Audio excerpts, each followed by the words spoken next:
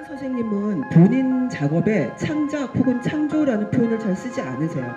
그러니까 예술은 무언가를 새롭게 창조하는 게 아니라 원래 있던 것을 구성하거나 재구성하거나 혹은 발견하는 것이다, 이렇게 얘기를 합니다. 이 생각에서 모든 작업이 출발했다고 해도 과언이 아닌데요. 그래서 본인도 예술가로서의 어떤 에고나 특정한 이미지나 어떤 특정한 그 개념이나 이런 것들을 작품으로 대상화해서 그렇게 보여주기보다는 본인 작업을 통해서 외부와의 대화를 야기하는 그런 일종의 만남의 장을 만들고 싶다, 이런 생각을 갖고 계세요. 아마 이런 생각의 출발점이 많이 들어보셨을 모노화입니다. 모노화는 말하자면 실제의 물건, 실제의 사물을 있는 그대로 예술로 제시합니다. 날 것 그대로의 나무라던가 돌, 철판, 유리, 심지어 흙, 이런 것들을 작품으로 내놓는 거죠.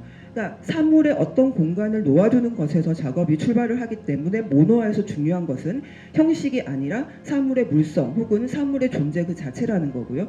또 하나 중요한 것은 이 재료, 즉 사물과 그것이 놓인 어떤 공간과의 조화입니다. 자기 목소리를 가진 재료들을 찾아서 최적의 공간의 장소에 놓아둠으로써 어떤 관계를 만들어내고 그 관계를 통해서 보는 사람이 나의 존재와 위치를 깨닫게 된다. 사실 이게 모노화에서 출발해서 제가 이따가 설명드릴 관계항까지 이어지는 이완 작가님의 작업 개념 중에서 굉장히 중요한 부분입니다. 작가님은 거의 모든 조각에 릴레이튬, 즉 관계항이라는 제목을 붙입니다. 관계항은 어떤 구체적인 관계가 아니고요, 관계를 맺는 주체를 의미를 합니다.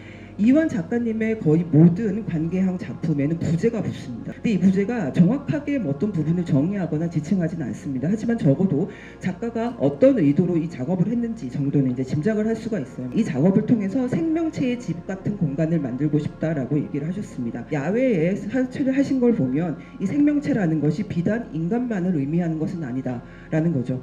그런 면에서 이 작품은 자아와 타자의 공존, 인간과 비인간의 공생에 대해서 생각하게 만드는 관계형 작품입니다.